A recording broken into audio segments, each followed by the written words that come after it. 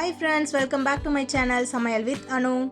இன்னைக்கு நம்ம வீடியோவில் ஒரு அட்டகாசமான பருப்பு உருண்டை குழம்பு தாங்க பார்க்க போகிறோம். ஒரு டேஸ்டியான கொஞ்சம் கூட உடையாத ஒரு சூப்பரான பருப்பு உருண்டை குழம்பு எப்படி செய்கிறதுன்னு பார்க்கலாங்க. வீடியோக்குள்ளே போகிறதுக்கு முன்னாடி நம்ம சேனலை இன்னும் நீங்கள் சப்ஸ்கிரைப் பண்ணலன்னா சப்ஸ்கிரைப் பண்ணி பெல் ஐக்கான் கிளிக் பண்ணி ஆல் கொடுத்துக்கோங்க. ஓகே ஃப்ரெண்ட்ஸ், இப்போது எப்படி செய்யலான்னு பார்க்கலாங்க.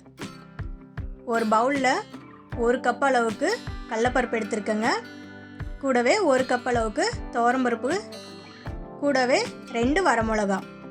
இதை தண்ணி ஊற்றி நல்லா வாஷ் பண்ணி எடுத்துக்கலாங்க. நல்லா வாஷ் பண்ணி வச்சுருக்கேன். இப்போ இந்த பருப்பையும் மிளகாயும் தண்ணி சேர்த்து 1 மணி நேரம் போல் ஊற வச்சுக்கலாங்க. இது ஊறட்டும், நம்ம மற்ற வேலைகளை பார்க்கலாங்க.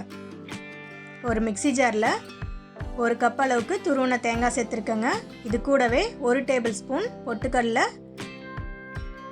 1/2 டேபிள் ஸ்பூன் அளவுக்கு சோம்பு, இது ரெண்டையும் சேர்த்து ஒரு ஃபைன் பேஸ்ட்டாக அரைச்சி எடுத்து வச்சுக்கலாங்க.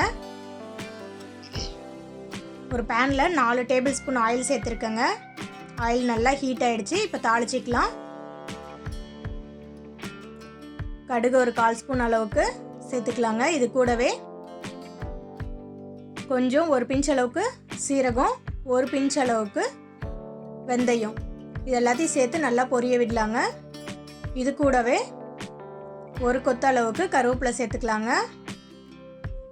கருவேப்பிலை நல்லா பொரிஞ்சிருச்சு. இப்போ இது கூடவே ஒரு 10 பல் போல் பூண்டு சேர்த்துக்கலாங்க. இது கூடவே ஒரு 20 போல் சின்ன வெங்காயம் பாருங்கள் பொடி பொடியாக கட் பண்ணி வச்சுருக்கேன். இதையும் சேர்த்து இந்த பூண்டு வெங்காயம் இதனுடைய பச்சை வாசனை எல்லாம் போகிற வரைக்கும் நல்லா வதக்கிக்கலாங்க.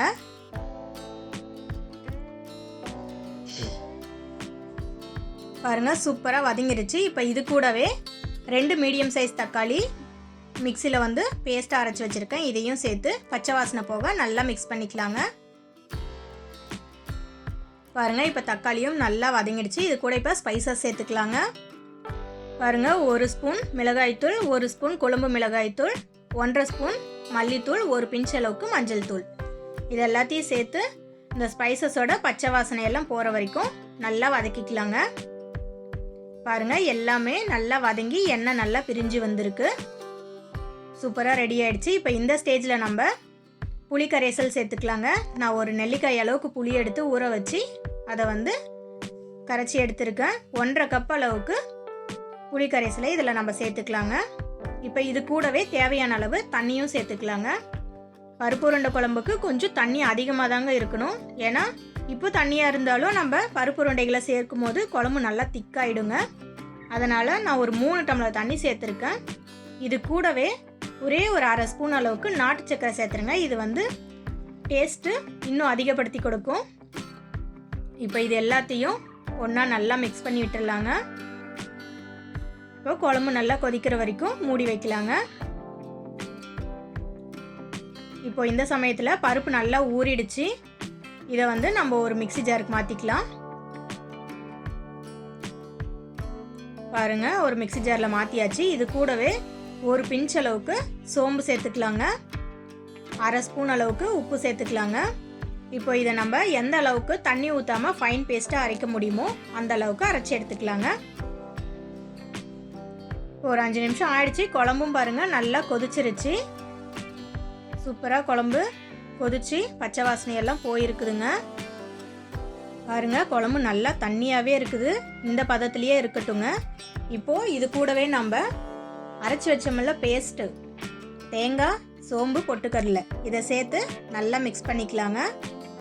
இப்போ நல்லா மிக்ஸ் பண்ணி விட்டுட்டு திரும்பவும் இதை நல்லா பச்சை வாசனை போக கொதிக்கிற வரைக்கும் மூடி வச்சிடலாங்க.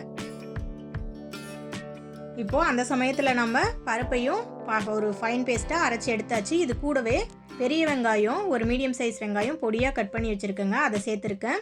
கூடவே கொஞ்சம் கருவேப்பிலை, கொஞ்சம் மல்லி பொடியாக கட் பண்ணியிருக்கேன், அதையும் சேர்த்துருக்கேன். இது எல்லாத்தையும் இப்போ நம்ம நல்லா மிக்ஸ் பண்ணிக்கலாங்க. மிக்ஸ் பண்ணிவிட்டு சின்ன சின்ன பால்ஸாக எடுத்து நல்லா உருட்டி வச்சுக்கலாங்க. இந்த உருண்டைகள் கொஞ்சம் கூட வெடிப்பு இல்லாமல் நல்லா ப்ரெஸ் பண்ணி இப்படி உருட்டிக்கோங்க. பாருங்கள் கொஞ்சம் கூட வெடிப்பு இல்லை.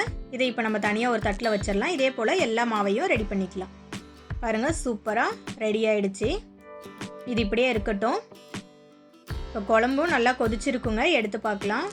பாருங்கள் சூப்பராக குழம்பும் நல்லா கொதிச்சிருக்கு. பச்சை வாசனை எல்லாமே சுத்தமாக போயிடுச்சுங்க.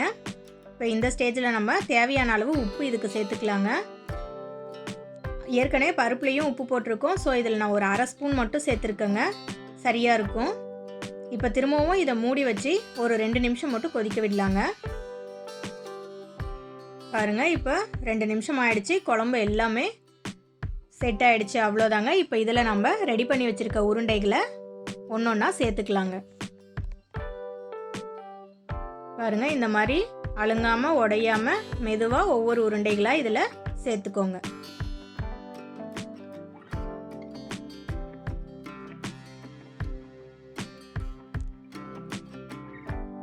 அவ்வளோதாங்க, எல்லா உருண்டைகளையுமே சேர்த்தாச்சு. இதை வந்து மிக்ஸ் பண்ணி விட வேணாம், இது இப்படியே இருக்கட்டும்.